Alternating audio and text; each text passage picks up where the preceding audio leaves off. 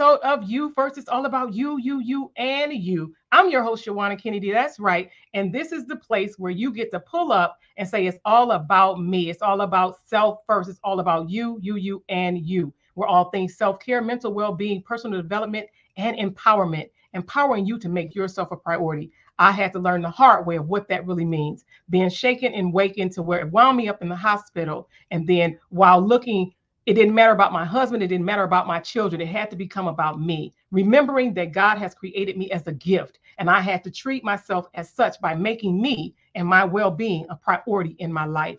So that is part of the mission here with You First. And that's what I get to do with you. Today, I have an amazing guest with me. She is waiting in the wings. Let's get this young lady up here. I'm not going to prolong the time. I can't wait to talk to this millennial.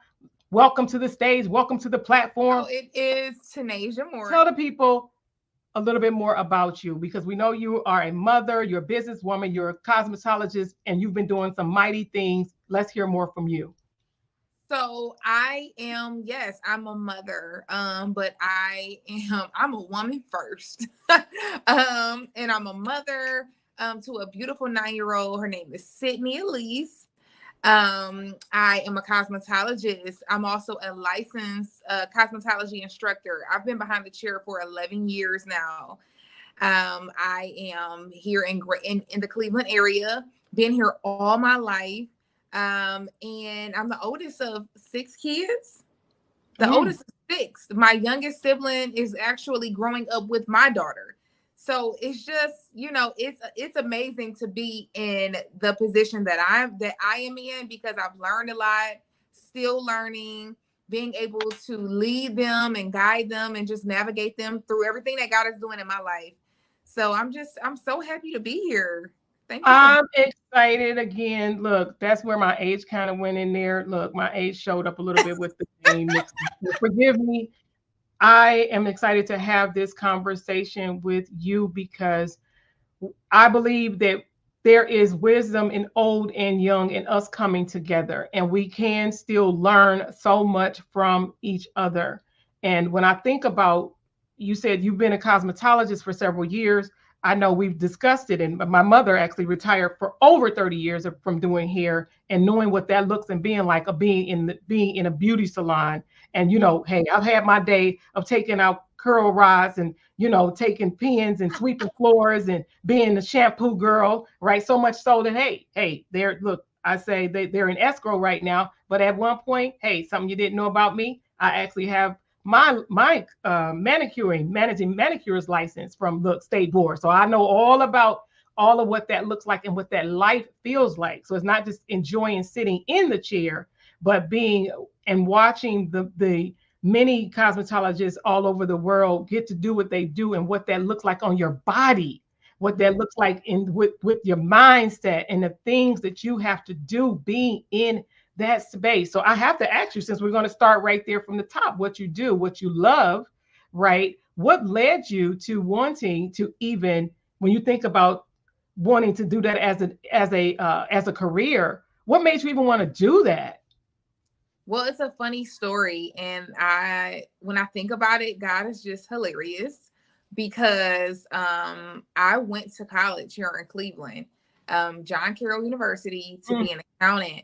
I was a numbers girl, all about math. And when I got there, I found out that was not, it just wasn't my thing.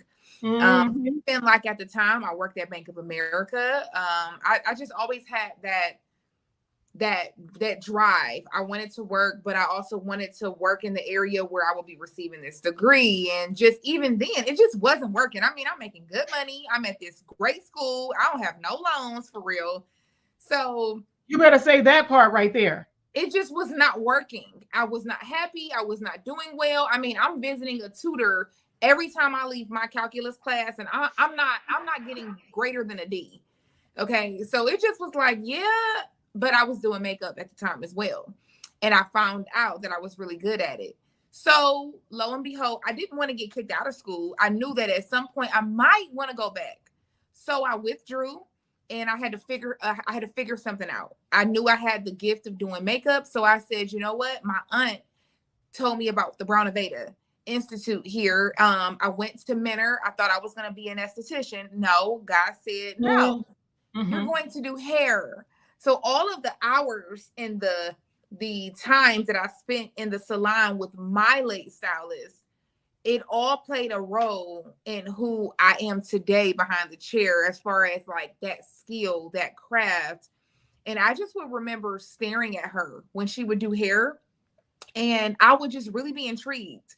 And so when I got to the Brown Nevada Institute, I was in the spa, but I was on the floor doing hair, and it just came so natural. And I remember so many days I would cry because, again, I noticed I mentioned my late stylist. My hairstylist passed my senior year of high school, and she had been doing my hair since I was 5 years old.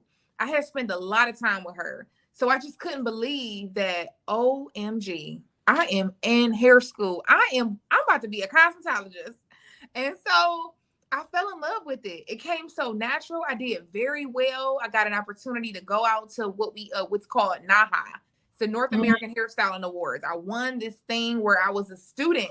They paid for me to go to Vegas, and I got to really see where this industry could take me. And I was blown away. And I mean, ever since just being behind the chair, I have really fallen in love what it's done for me, because I always tell people it's not just about the money and the hair transaction. I am influencing, and I am impacting so many women, and vice versa, where God sends people in the room, angels at times, to drop something on me, and I never see them again. I love it. I love it because when I think about that, and I even think about your little one, love her name. Thank you. That she see your baby's name, Sydney. It's funny because one of the children's books that I've done, right? Mm-hmm. And that's the character's name. Her name is Singing Sydney. Whole Oh, nother story for another day. But that is her name. So I'm like, oh my God, oh my God. But then I have to, when you think about, you said you've been doing it for over a decade. And when I think about little Miss Sydney, her, then that means you were off on this road for several, for a few years before God blessed you with her, right? And so that yeah. means you were the moving and grooving, shaking, moving and shaking, like you said, an influencer, doing the doggone thing, right? And you didn't have to really answer to anyone, because of how God was working and moving in your life. Now, Mm. think about that. And you think about self-care. What were you doing anything, or you just was really because of you being, bless you, a millennial? You was like, no, ain't no grass growing under my feet. I'm doing this. I'm hot. We're moving. Were you doing anything as it relates to thinking about your well-being, your mental health during that time? Did you have any lows with as it relates to that before she was ever even thought of? How did that look for you though? Because you're doing it, you're killing it at this point. You got your license, right? You got your license. You said, I'm doing it. How did that look during that time for you as well though? I have to ask that. So, it was a very interesting time, because I just remember at the time I was in ministry heavily, as a greeter at the Word Church here in Cleveland, Ohio. I was first touch ministry, so it's just me, this single young girl. I am like kickstarting my career, and then I meet someone, and then I ended up having a baby, and that situation wasn't the ideal situation. And so, even coming back from that, again, I was in ministry heavily, like dedicated to my walk, but I had that fall, and so that I didn't allow it to tear me up, and I did not condemn. I just was like, you know what, we gotta keep the ball rolling. One thing I've always saw, my mom was always a very strong woman, like when it came to taking care of kids. So I knew I had to handle business regardless. I was blessed with a village. So I went back to work 4 weeks after having her. Thank Mm, God. And one thing I can say, from the time I started and up until now, he has blessed me with clients, but because of my character, I've been able to meet people, and people have grown with me because of how I treat them. And so, like, even something that God has given me recently, which is I've been able to create a blueprint on how to show up into the marketplace. I love it. Y'all, Because y'all listening at that? Y'all, do y'all hear that? You hear that? It's, and I love what you're saying about all while you're saying this, and of course acknowledging, because yeah, I look, I love God. You don't love God? What's wrong with you? Hey, Mary. Um, but because Talk about it. I'm just saying, and knowing what that looks and feel like, because I've been, hey, we celebrated, we've been together 23 years, just celebrated 22.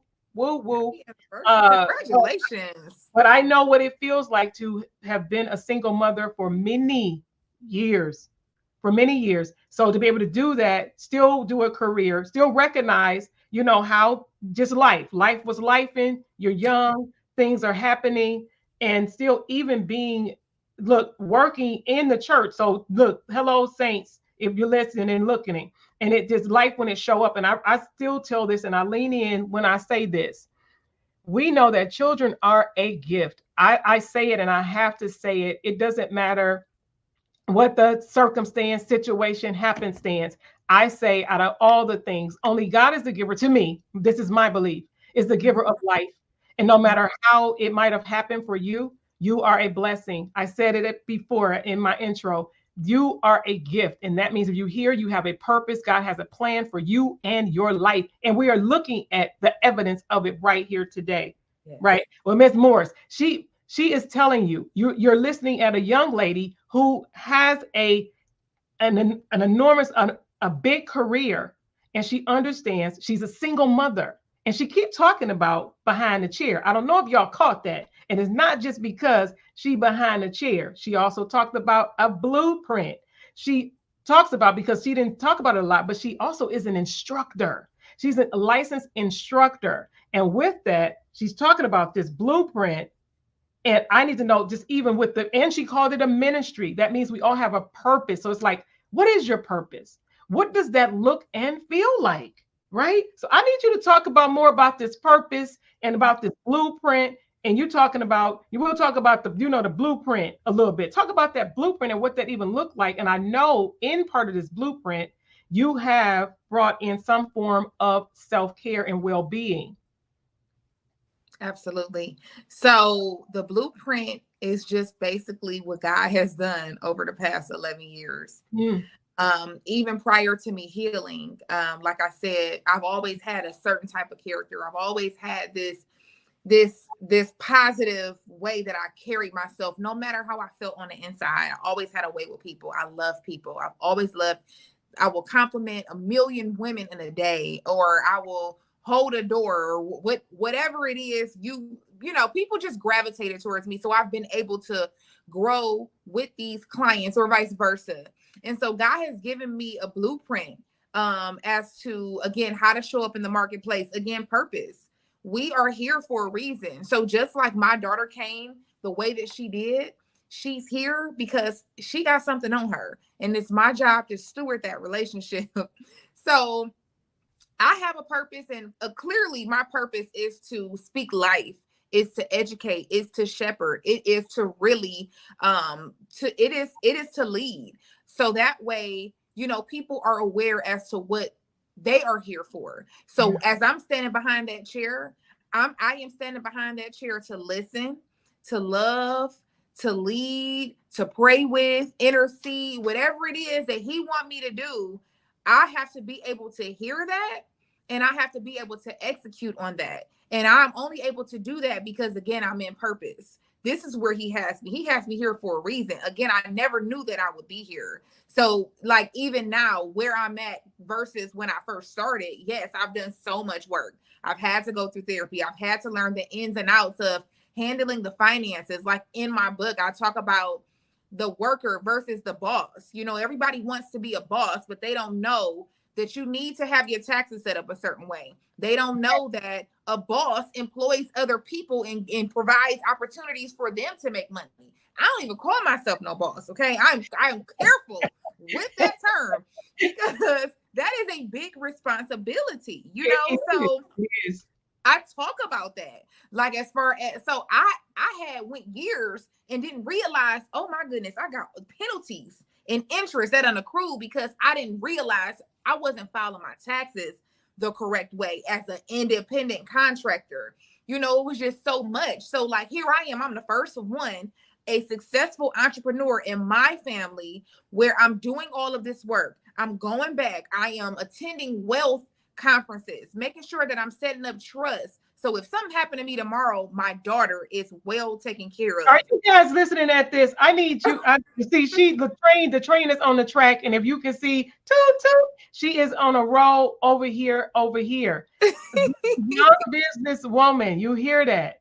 And that Yeah, is why I love that you even said you being behind the chair. It's a ministry, and it actually there is an exchange. I didn't hear that you were saying it's always something that you're giving, giving, giving, but God places people that are actually clients that you then get to have this exchange. It's something that is reciprocal. It's the give and the take, and how that in itself to me, because we are talking about you, we talking about you first, and it's saying who are you around, whether it's a coworker, whether it's a client, right? Whether it's absolutely. if you're in serve, if you're service, if you're some form of service, who are we around? Who is in our space? And are we getting the positive exchange that we need to help us grow, to Yeah, help us, like you said, the things that you're doing to help you lift as you climb, those making ways for other people that come alongside of you, that come along with you, and that's coming behind you because of what you are doing, right? absolutely. Yeah, absolutely. And so I have, like, yeah. Go but ahead. Go ahead. like even in this position, you know, like, and to speak to the whole self-care part, you know, like in being in this position, you know, and also having a young baby, I had to make sure that I made time to go to the spa quarterly, or get my nails done, or just sleep in while my daughter is at daycare, or having my girl time with my friends. Like, I do not play about girl time. Even if I just go over one of my close friends' house, we're literally sitting around, we cooking food, laughing, So listening to go ahead. So music. right there, I want you to right now, if someone is looking and listening, go ahead and just talk to them for a moment. I make the time to do that. I have to make sure that I take care of me, because if I lose me, if I don't take care of me, I'm not able to show up for these clients. I'm not able to love on my daughter. I'm not able to speak life into her, or I'm not, I mean, just overall, I am no good for the public sector. That is something like, I have to make sure that I'm good. It's just like on an airplane. They say you cannot help anyone else with an oxygen mask until you put your oxygen mask on first. So if I don't take care of me, if you don't take care of you, you can't show up for the people that God places on your path to do what you need to do for them. So those are just some things that I have been able to do for myself. My friends know bi-weekly I'm at the nail salon. I'm getting my nails done. My nail appointment is non-negotiable. I don't have to do a whole lot of other things. I don't really buy a whole or spend money in a whole lot of other places, but I'm going to make sure that I at least get to that nail appointment. And quarterly, I'm going to get a body massage. I'm standing on a mat. I I just found out that I could possibly have carpal tunnel. You know, with doing hair, you using your wrist. So I have to make sure that I go and get a body massage, and that I take care and go to the gym a few times a week. So that way I'm healthy. So those are just some of the self-care things that I've been able to do throughout the years. And I'm just leave my daughter, taking her with me sometimes. She has been able to go to a training session with me, and she getting it in too, because it's us. And if I don't show her, who else gonna show her? No, I love it because we do have to lead by example. And I'm big on wanting my children because of course I was a teenage mother right after I got out of high school. And there is, even though there's tons of books now, but until you walk that walk, you really don't know what it looks like. And some things you don't know and don't really learn until you're actually in it, until you're Yeah. in it and you walk in that journey. So I applaud you for the businesswoman that you are, and the things that I know that you're doing for your baby girl, for that you're setting up. What you did say is that you're setting up things that if something, God forbid, that she will be okay, that Mm-hmm. she's all right. And that's what we have to remember, to not only I'm a believer of a living legacy. I need to leave a legacy while I'm alive, not just they reap Absolutely. the benefits after I'm gone. But to be, hello, somebody. I believe we can have Yes, heaven. amen. I believe we can have heaven on this. on this side, Hmm. on earth, heaven on earth, that is a real thing. And Yeah. it's in how we set it up and how we set it up now. For some, we know that. And I know I'm not telling anybody to ever not take care of your responsibilities, but you are your responsibility, Yes. right? Yes. You need you. So you looking and you listening, I'm telling you, this is a check-in for you. Yeah, this is a you first check-in. You need you. And if you Mhm. don't pause, I say often by choice or by force, trust me, I'm a witness. By choice or by force, your body, your mind will say you're not paying attention to me and I demand your attention. I command your attention. And so I Mhm. say it needs to be by choice. And to have someone such as yourself to say, no, yeah, I don't punch a clock. My schedule, I set my appointments. And that is a beautiful position to be in with you being a young mother to be able to say, no, I set my appointments because I still make not only myself, but I make my child a priority. And I work on this balancing act to make it all be as harmonious as I possibly can. Right. Yeah, and having a conversation. I know now, before you went to your 3 day, what is it, sometimes 4 day weekend, how did that look like though? If you had to help somebody who you like, no, because at this point I'm really trying to make it because I'm a single mother. Not that I don't have a village, because you said I got a village, but for those times when you like, this right up and through here, this is a little rocky. So I need you to, like help people like it every now and then it can be a little rocky. And what does that look like? And how can you help them to come up out? What did that look like for you? Because I want them to know it's gonna be ugly. There is no white shining horse coming. He ain't coming. It ain't there. It's not real. Okay. So help the people. Well, first of all, you have to be consistent. And you have to show up. When I first started out, first of all, I was on commission in the first salon I worked in. So I had to be there when the salon was open in order to be able to build a clientele. I was trying to get a hold of all the traffic that was coming in the door. If I'm on commission, and then I was fresh out of school, I didn't have no clients. So I'm showing up and I'm making sure that I'm there to get my hands on anybody that walked through that door. And So so because of once that, though, how did that affect your health though? You like, I need all the low hanging fruit. I need all the walk-ins.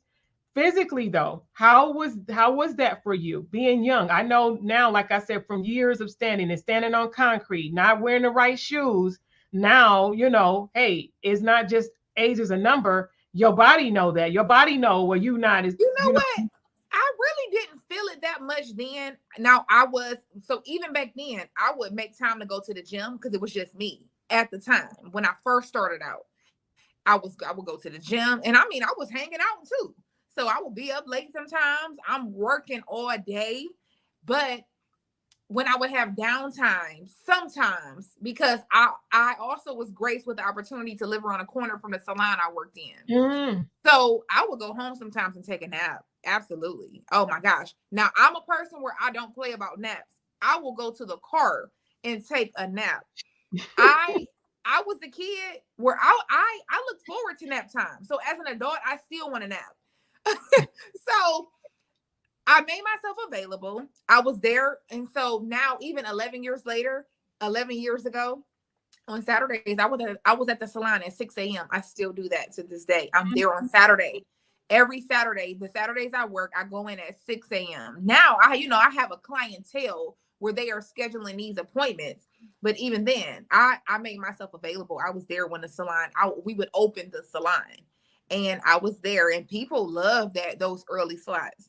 And when people see that you're there, when you're showing up, I think a lot of people drop the ball based on their performance, how they're showing up, their Mm. attitude, and them not taking care of themselves. You got Yeah. to take care of yourself because then you're not going to be any good when you're showing up. So me showing up and I was always this bubbly girl. I made sure I did my makeup. I was cute. They are coming, they staying, and usually they are gonna grow with you. So even as a newer stylist, I have people that grew with me. And then some people would come and go because at the time I had the lower prices because I'm a new stylist. So I'm Yeah. not charging what everyone else is charging. So, you got the people that are looking for the deals and all of that. So I'm growing and people are coming with me. Some people don't come with me, but as I'm showing up to work, I got this great attitude. I'm loving on them. I'm making sure that I am taking care of them. And even in times where I didn't have anybody sitting in my chair, I would walk around and help the other stylist clients. I would do hand and arm massages, or I would assist. Nowadays, people do not want to assist. They want instant gratification. They want to graduate from hair school, and they think or believe that they're just going to have this crazy clientele. And I think that people go wrong in that area, because you first, even me 11 years later, I'm still learning. I go sit in my coworkers' rooms and I sit up under them and I learn from them and Yeah. I apply. And people have to realize, so like even in downtimes, the stylist just said, to utilize that time and apply that time in another area to make yourself even more valuable. So whether you're assisting someone else or whether you're working, because now we have social media, you're working on content, you're making yourself even more relevant, you're doing things in that time. You should never have that much idle time, even in slow periods. I mean, look at the quarantine. So many people were out of work.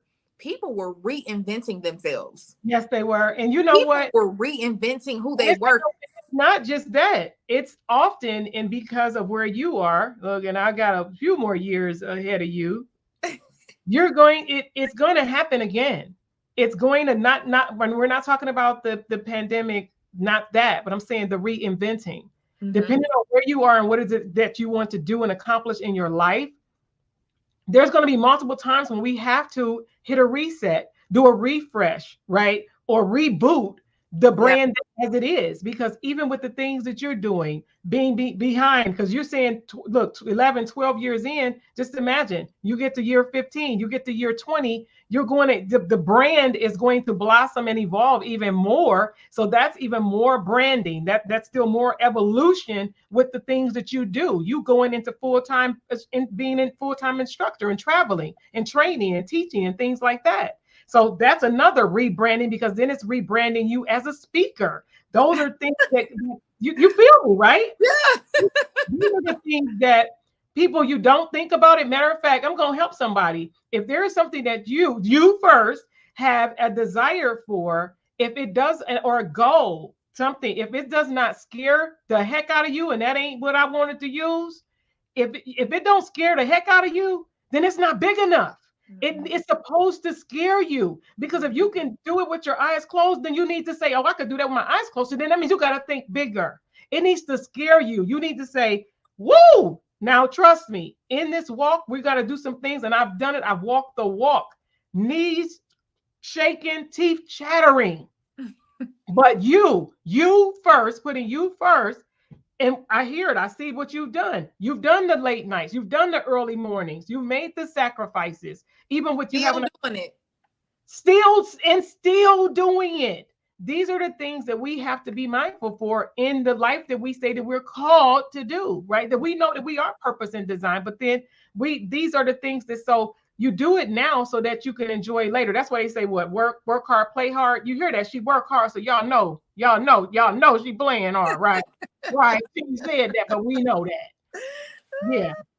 I love it. I love it. I appreciate you so much for pausing from your schedule. This is one of her days where she takes her self-care day, and she chose to have that self-care day to then pause for a conversation with me. And then I want to make sure if there's something else that you would love to share with our audience, right? That you're on this Self First virtual with me today. And then if there's anything else that you would like to leave with our viewers. I definitely just want to encourage whoever's watching, when you see this, I want to encourage you and motivate you to, yes, show up for you, because again, if you are not your best self, you cannot be good for no one else. um God gave you life, and you have a purpose, and you're breathing, and you have to make sure that you are living that life out in excellence.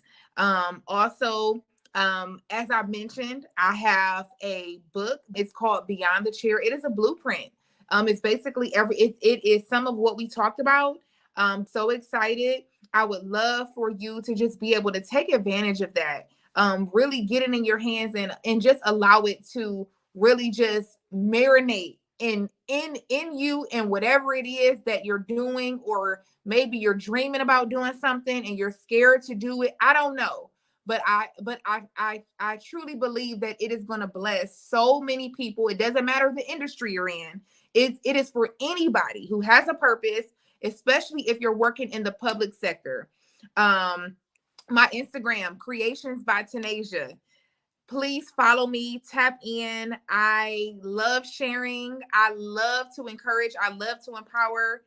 And yeah, Tanazia Morris, Creations by Tanazia, and Beyond the Cheer. Thank you so much. We're going to have you back because we need our millennials and our millennial entrepreneurs. So I love it. I love it. I love it because it's just, I love the fact that you're doing it, and you're doing it in a good godly way. You are being a light for other entrepreneurs, other millennials, other people that say, you know what, if she's doing it, then I can do it, right? And I applaud you for that. So thank you so much for carving out some time. Look, don't you go away. But I thank you for being here. Don't go nowhere. We'll be right back. Don't go nowhere. Don't you go nowhere. All right. Thank you so much, guys, for hanging with me for this episode of You First. It's all about you, and you. Make sure you tell a friend. Follow us online. Be sure to follow me online on all social media platforms. I want to know what you think, who you want to see on here. Maybe if you have a story that we need to hear, let me know. Maybe you could be on the show. Again, I'm Shawanna Kennedy, your host of You First. Guys, I'm so grateful that you share this time with me, but I certainly will look forward to seeing you again on the next episode of You First. Bye for now.